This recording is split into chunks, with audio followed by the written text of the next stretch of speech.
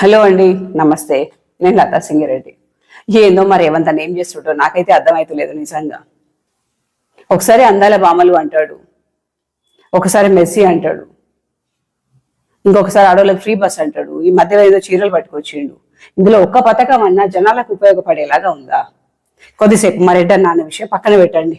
మీకు ఎట్లా సీఎంఓ నాకు అట్లా సీఎంఏ. ముందు సీఎం, తర్వాత కులపోడు. ఈయన వీళ్ళకి చీరలు ఇవ్వడం వల్ల ఏమన్నా లాభం ఉందా? సరే ఇచ్చిండ్రు, పర్వాలేదు, మంచి చీరలు ఇచ్చిండు. చీరల విషయంలో నో కామెంట్స్. దాని గురించి నేను అసలు ఏమన్నా తలుచుకోలేదు. కానీ ఎలాగో ఆర్డర్ ఇచ్చినారు కదా, అన్ని ఒకే కలర్ చీరలు ఎందుకు కాదా? ఆ ఇచ్చేదాన్నే కలర్ చేంజ్ చేసి ఇచ్చేస్తే అయిపోతుండే. అది అందరికి ఇస్తే అయిపోతుండే. ఓన్లీ డ్వాక్రా గ్రూప్ మహిళలు, డ్వాక్రా మహిళలు అన్నారు. చలో ఇప్పుడు అక్కడ ఓట్లు వేసిన వాళ్ళందరూ ఓన్లీ డ్వాక్రా గ్రూప్ వాళ్ళు మాత్రమే ఓట్లు వేసిండ్రు. మిగతా మహిళలందరూ గప్చుపోయిపోయారు. నెక్స్ట్ అందాల బామ్మలు అన్నాడు. అందాల బామ్మలను తీసుకొచ్చిండ్రు. కొద్ది రోజులు హల్చల్ చేసిండ్రు. వాళ్ళకి విఐపి ట్రీట్మెంట్లు. అస్సలుగా ఎంత అంటే భయంకరంగా. లోకల్లో ఉన్న ఆడవాళ్ళ దగ్గర దిక్కు లేదు, లోకల్లో ఉన్న ఆడబిడ్డలు పట్టించుకునే నాదుడే లేడు. కానీ ఆ అందాల బామ్మలను తీసుకొచ్చి ఇది చేస్తా, అది చేస్తా, అది చేస్తా, ఇది చేస్తా అన్నారు. మొత్తం హల్చల్ చేసిండ్రు. కొన్ని వందల కోట్లు ఖర్చు పెట్టిండ్రు. దేనికి వచ్చింది అది? దానివల్ల ఏమైనా లాభం ఉందా? తెలంగాణ ప్రజలకు ఈ అందాల బామ్మలు ఇక్కడికి రావడం వల్ల ఏమన్నా లాభం ఉందా? మీరు ఇది చేస్తా, అది చేస్తా అన్నారు. మేము అన్నాం కదా, మేము చేస్తాము, ఎప్పుడో చేస్తాము అన్న మాట పక్కన పెట్టండి. అసలు వాళ్ళని తీసుకొచ్చి ఇక్కడ హల్చల్ చేయడం వల్ల ఏమన్నా ఒరిగిందా? దేనికోసం అంత ఖర్చు? నెక్స్ట్ నేనేదో మెస్సీ అన్నారు. అదేంది అసలు నాకు అర్థం కాలేదు. దేనికోసం అది? అసలు ఏం చేద్దాం అనుకుంటున్నారు మీరు తెలంగాణని? దేనికోసం మిమ్మల్ని సీఎం చేసిండ్రు? మీరు ప్రజలకు ఇచ్చిన హామీలు ఎక్కడ పోయినాయి? మీ పాలన ఎక్కడ పోయింది? పాలనను మొత్తం గాలికి వదిలేసింది. మొన్నటి వరకు ఏమన్నారు? కవిత లిక్కర్ స్కామ్ అన్నారు. అది అయిపోయింది. ఆమెను మంచిగా తీసుకొచ్చుకున్నారు, పక్కన పెట్టేసుకున్నారు. ఇక ఆ విషయం గురించి మాట్లాడడం వేస్ట్ అనుకోండి. అది అయిపోయింది. హరీష్ రావుని అరెస్ట్ చేస్తామన్నారు. ఇంకేదో కార్ రేస్ అన్నారు. కేటీఆర్ ఇది, కేటీఆర్ అది అన్నారు. ఆ రోజు కేటీఆర్ ఆడినటువంటి కార్ రేస్ కి ఇప్పుడు మీరు ఆడినటువంటి మెస్సీకి తేడా ఏముంది? పెద్ద తేడా ఏమన్నా ఉందా? అంటే అప్పుడు ఆయన సీఎం కొడుకు కాబట్టి ఆయన చేసిండు. ఇప్పుడు నా మనవని పట్టుకొని ఏం చేస్తా అనుకుంటున్నారా? ఇదైపోయింది. నెక్స్ట్ ఫ్రీ బస్ అన్నారు. దేనికోసం ఈ ఫ్రీ బస్సు? ఎవరి కోసం ఈ ఫ్రీ బస్సు? ఇంత లాభపడే వాళ్ళు ఎంతమంది ఉన్నారు? తెలంగాణకు వస్తున్న నష్టం ఎంత ఫ్రీ బస్సు వల్ల? మీరు పెట్టినటువంటి ఈ ఫ్రీ బస్సు వల్ల లాభపడే వాళ్ళు ఎంతమంది, నష్టం ఎంత జరుగుతుంది తెలంగాణకి అని ఎప్పుడైనా ఆలోచించినారా? దేనికోసం ఫ్రీ బస్ పెట్టానో నాకు అర్థం కాలేదు. అప్పుడెప్పుడో మరి ఏమంతానే చెప్పిండు, బాబా కొట్టి అక్క ఇంట్లోంచి బయటకు వెళ్తే ఎవరో హెల్ప్ అవసరం లేదు, అక్క దగ్గర పైసలు లేకపోయినా కూడా చలో బస్ ఎక్కి అవగారింటికి పోతుంది అన్నారు. ఎవరు పైసలు లేకపోయినా, మా అక్కల దగ్గర పైసలు లేకపోయినా కూడా బస్ ఎక్కి అవగారింటికి పోతుంది అన్నారు. దానికోసమే ఫ్రీ బస్సు అన్నారు. అంటే ఇప్పుడు అక్కలందరినీ బావలతో గొడవలు కూడా అవగారింటికి పోమంటారా? ఫ్రీ బస్ వల్ల ఏమైతుంది తెలుసా? మొన్న ఒక లేడీ గోదావరిఖంలో ఎక్కింది, హైదరాబాద్ వచ్చిందట. ఎందుకు వచ్చింది? 2 నైటీలు కొనుక్కోవడానికి వచ్చింది. 2 నైటీల రేట్ ఎంత? 300 రూపాయలు, 150 రూపాయలకు ఒక నైటీ. 300 రూపాయలు పెట్టి 2 నైటీలు కొనుక్కోవడం కోసం అని చెప్పి ఆవిడ గోదావరిఖంలో బస్ ఎక్కి హైదరాబాద్ లో దిగింది. అయిపోయిన తర్వాత ఇంత లంచ్ డిన్నర్ చేసింది. మళ్ళీ ఎప్పుడో రాత్రి వరకు మళ్ళీ గోదావరిఖని వెళ్ళిపోయింది. ఇంకొక మహానుభావురాలు మంచిర్యాల నుండి వచ్చిందంట. మంచిర్యాల నుండి వచ్చింది. ఇక్కడెక్కడో హైదరాబాద్ లో ఎల్లిపాయలు తక్కువ రేటుకు దొరుకుతున్నాయట. వచ్చింది 2 కిలోలు ఎల్లిపాయలు కొనుక్కొని పోయింది. దేనికి ఫ్రీ బస్సు? ఈ ఎల్లిపాయలు కొనుక్కోవడానికి, పొంగ బస్సులో కూర్చొని వచ్చుకోవడానికి. పిల్లాడు అన్నం తింటలేదట. ఇంకో తల్లి ఆ పిల్లాన్ని తీసుకొని బస్సు ఎక్కింది, ఆధార్ చూపించుకుంది. వాడు ఎక్కడి వరకు పోయే వరకు తింటే అక్కడి వరకు తినిపించేసి మళ్ళీ ఇంకో బస్సు ఎక్కింది, ఊరికి పోయింది. మొన్న నేను ఊర్లో మాట్లాడుతుంటే ఓ అక్క చెప్తుంది, షాపింగ్ చేసినాము పండగకి, మొన్న దసరాకి షాపింగ్ చేసినాము. ఎక్కడ షాపింగ్ చేసినాం అంటే హైదరాబాద్ లో చేసినాం. అదేంది పక్కనే మనకి పెద్దపల్లి ఉంది కదా, పెద్దపల్లి షాపింగ్ చేయొచ్చు కదా, పెద్దపల్లి షాప్స్ బాగానే ఉంటాయి కదా అని అడిగితే, ఇంకా పెద్దపల్లి ఏంది, మన మీద ఖర్చు పెడుతున్నాం, ఆ బస్సుకి హైదరాబాద్ పోయేస్తే అయిపోయి. ఆధార్ కార్డు చూపించినాం, హైదరాబాద్ పోయినాము, 4 తల ఒక చీర కొనుక్కుని వచ్చినాము అని. ఇంకో మహానుభావురాలు వాళ్ళ ఊర్లో పాలిస్తారట బర్రె. వాళ్ళు ఎక్కడనో సేమ్ మంచిర్యాలు, ఆదిలాబాద్ అటు సైడ్. వాళ్ళ ఊర్లో బర్రె పాలిస్తారట. బిడ్డ హైదరాబాద్ లో ఉంటుందట. పాలు వెండి బాటిల్లో పట్టుకొని పోయి బిడ్డకిచ్చి మళ్ళీ ఇంటికి వెళ్ళిపోతుంది. డే బై డే వచ్చి పాలు బిడ్డకి ఇచ్చేసి వెళ్ళిపోతుంది. పాల రేట్ ఎంత? అవే 2 లీటర్ల పాలు ఇక్కడ కొంటే ఇంతకు వస్తాయి. ఆదిలాబాద్ నుండి హైదరాబాద్ వరకు బస్ టికెట్ ఎంత? ఇప్పుడు ఈ రకంగా దుర్వినియోగం చేసుకుంటూ ఈ రాష్ట్రాన్ని తీసుకెళ్లి మీరు ఎవరి మీద వేస్తారు అంటే తెలంగాణ ప్రజలందరి మీద పడుతుంది. ఎంతమంది ఆడబిడ్డలు ఫ్రీ బస్సులో పోతున్నారు? వాళ్ళు బస్సులో పోయి ఏం చేస్తున్నారు? సరే, ఉద్యోగాలు చేసే ఆడబిడ్డల కోసం అంటారా? వాళ్ళు ఉద్యోగాలు చేస్తే ఎట్లా వాళ్ళకి జీతాలు ఇస్తున్నది కదా గవర్నమెంట్. వాళ్ళు ఉద్యోగాలు చేస్తే ఎట్లా గవర్నమెంట్ వాళ్ళకి జీతాలు ఇస్తుంది కదా. మీరు ఫ్రీ బస్ ఎందుకు ఇవ్వడం? అంటే సంపాదించే ఆడవాళ్ళ దగ్గర డబ్బులు ఉంటాయి కదా, జీతాలు తీసుకొని ఆడబిడ్డలు పనిచేస్తున్నారు కదా, వాళ్ళ జీతంలోంచి టికెట్లు కొనుక్కుంటారు. పాస్లు ఇవ్వండి ఉద్యోగాలు చేసే వాళ్ళకి, తక్కువ కాస్ట్ తీసుకొని పాస్లు ఇవ్వండి. కాలేజీకి వెళ్ళే అమ్మాయిల కోసం అంటారా? వాళ్ళకి పాస్లు ఇవ్వండి, తక్కువ కాస్ట్. ఫీజులు కడుతున్నారు కదా పేరెంట్స్, అట్లనే బస్ పాస్లు కొంటారు కదా.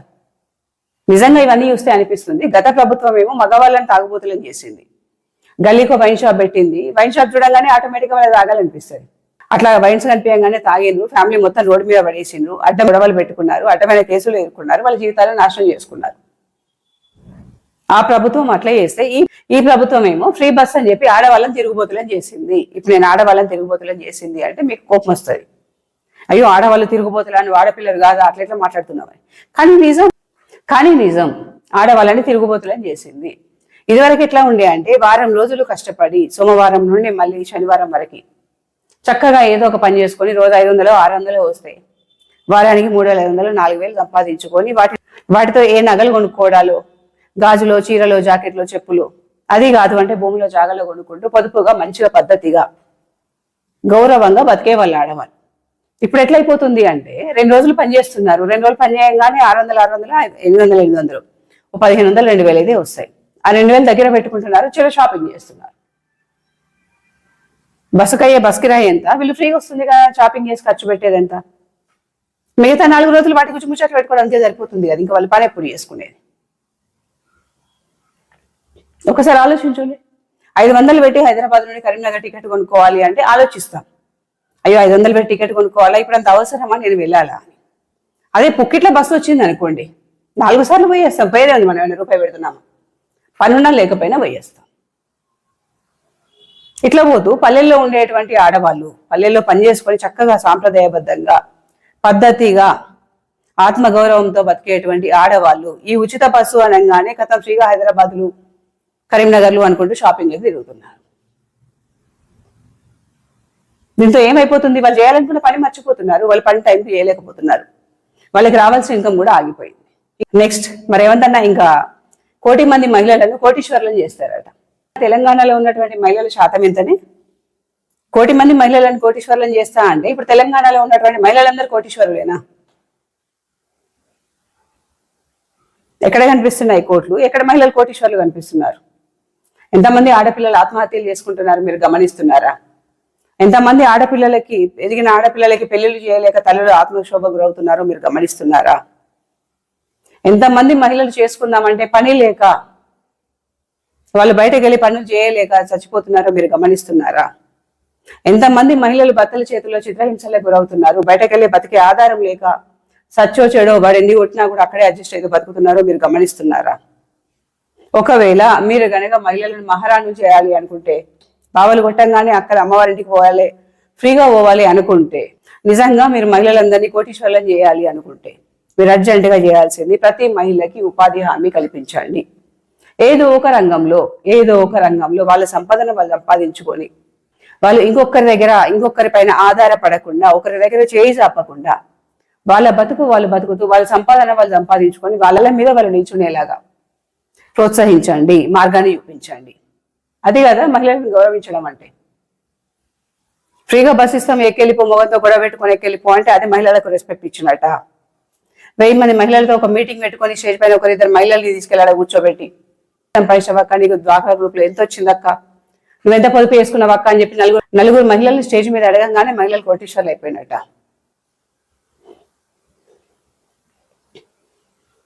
మహిళలకు పెట్రోల్ బంకులు ఇస్తున్నాను అంటున్నారు, ఎంతమంది మహిళలకు ఇచ్చిందన్నా? మహిళలకి వైన్ షాప్ టెండర్లలో రాయితీలు ఇచ్చినాము అన్నారు. మహిళలకి రాయితీలు ఏందన్నా? అది వైన్ షాప్ లేదు, నాకు అర్థం కాలేదు. ఇది కాదు కదా చేయాల్సింది. ప్రతి మహిళ తన కాళ్ళ మీద తను నిల్చునేలాగా చూడండి. ప్రతి మహిళ హస్బెండ్ పైన ఆధారపడకుండా చూడండి. ఒక ఉపాధి అవకాశాన్ని కల్పించండి. ఆడపిల్ల జోలికి వస్తే కళ్ళు బీకేస్తామని చెప్పండి. ఆడపిల్ల మీద చెయ్యేస్తే తోలు తీస్తా అని చెప్పండి. ఇది కదా మీరు ఇవ్వాల్సిన రక్షణ. కోటి మంది మహిళలను కోటీశ్వర్లను చేస్తున్నా, మహిళలు కోటీశ్వర్లు అయితే వాళ్ళ వెనుకున్న ఫ్యామిలీ కోటీశ్వర్లు కాదా అన్న? అంటే మహిళలు వేరు, కుటుంబం వేరు. అన్ని దిక్కుమల్ల హామీలు. ఆడపిల్లలకి స్కూటీలు ఎందుకన్నా? కాలేజీకి వెళ్ళే ఆడపిల్లలకి నేను స్కూటీలు ఇస్తాను అని హామీ ఇచ్చారు. అసలు ఆ హామీ దేనికోసం ఇచ్చారు? నాన్నను అన్నను డ్రాప్ చేస్తే వెళ్తున్నారు, ఫ్రీ బస్సుల్లో వస్తున్నారు, చక్కగా ఉంది. వీళ్ళకి స్కూటీలు ఎందుకన్నా? స్కూటీలు ఇస్తాను, పెట్రోల్ ఎవరు పోయిస్తారన్నా? కరెంట్ స్కూటీలు అంటారా? పర్వాలేదు, కరెంటే పెట్టుకుంటారు. ఆ ఏజ్లో ఉన్నటువంటి, యంగ్ ఏజ్లో ఉన్నటువంటి ఆడపిల్లలకి స్కూటీలు ఇస్తే వాళ్ళు జాగ్రత్తగా ఇల్లు చేస్తారా? ఒకసారి ఆలోచించండి. మీ ఇంట్లో ఉన్నటువంటి ఆడపిల్లకైతే మీరు అట్లే స్కూటీ కొనిస్తారా? యంగ్ ఏజ్ రాగానే ఓ బండి చిన్ని తిరుగును తిరగవే అంటారు. పనికి మాలిన హామీ. ఇది కాదు మీరు చేయాల్సింది.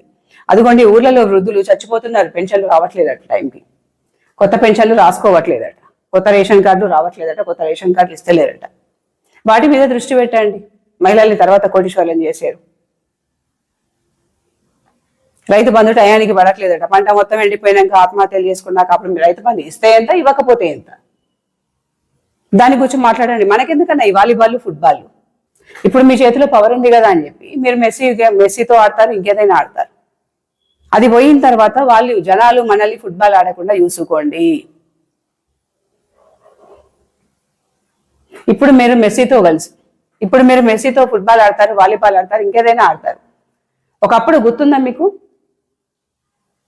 సీఎం కేసీఆర్ గారిని మీరే మాట్లాడి, మనవాడు ఎందుకు వస్తాడు, వాళ్ళు అయ్యే జాగీరా, మనవాడు ఎందుకు హైలైట్ చేస్తున్నాడు, అవసరమైతే కేసీఆర్ ఆడుకోవాలా, కేసీఆర్ జల్సా చేయాలా, కేసీఆర్ ముందు వరుసలో ఉండాలా, మనవాడు ఎందుకు హైలైట్ చేస్తున్నాడు, ఎవడయ్యే జాగీరు, మనవాడు ఎందుకు వస్తాడు, ఇది రాజకీయం, ఆయన సీఎం అయితే మనవాడు అయినట్ట అని.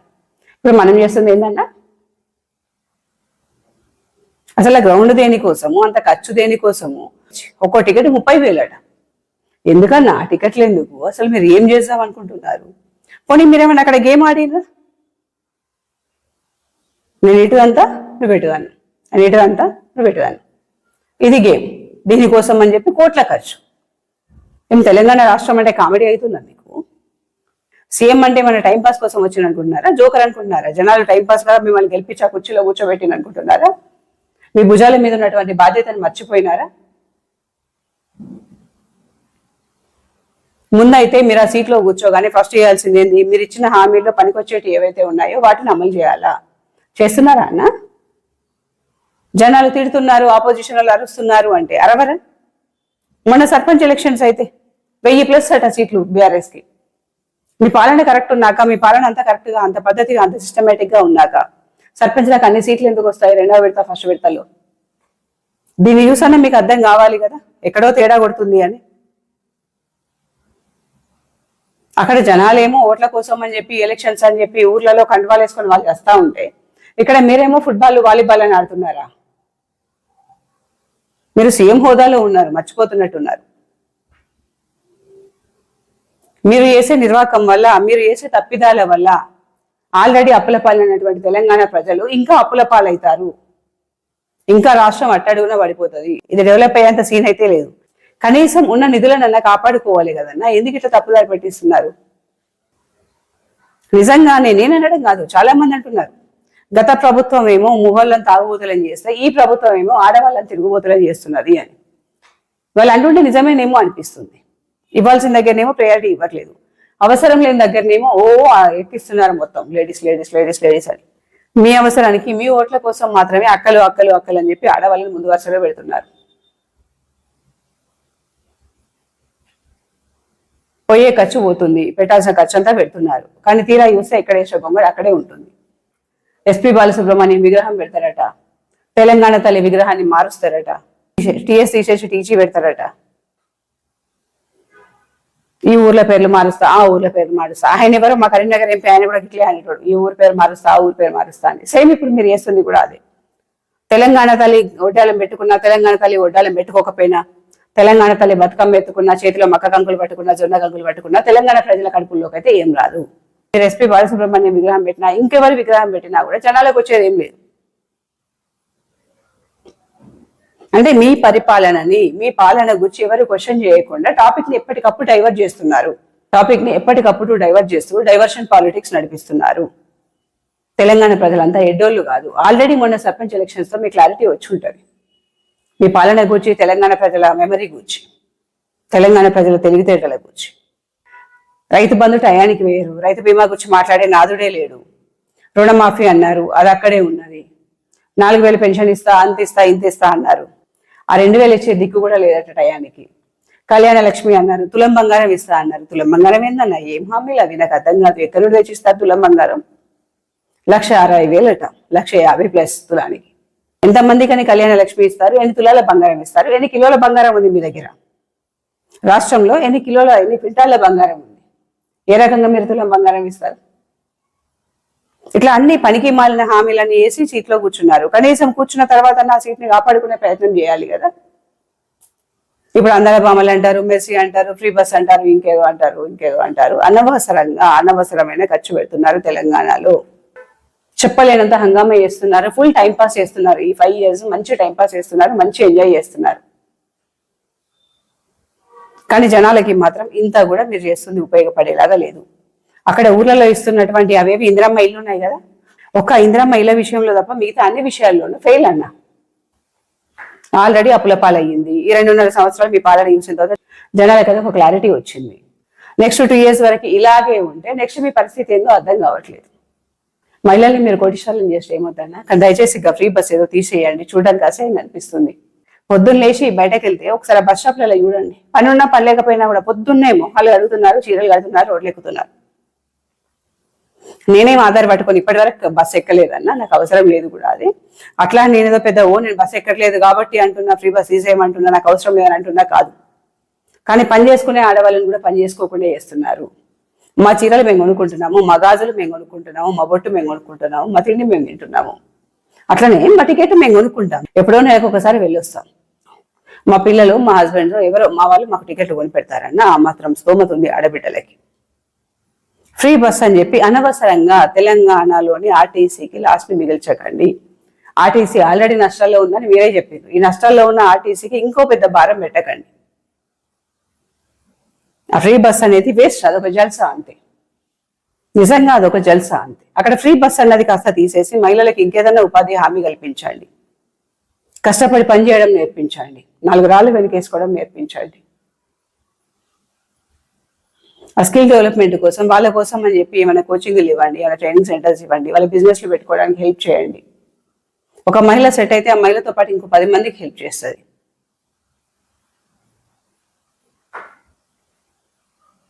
ఈ ఫ్రీ బస్సులని, పనికిరాని ఆ చీరలని ఎందుకు టైం వేస్ట్, మనీ వేస్ట్? ఒకరికి ఇస్తే ఒకరికి కోపం. Thank you.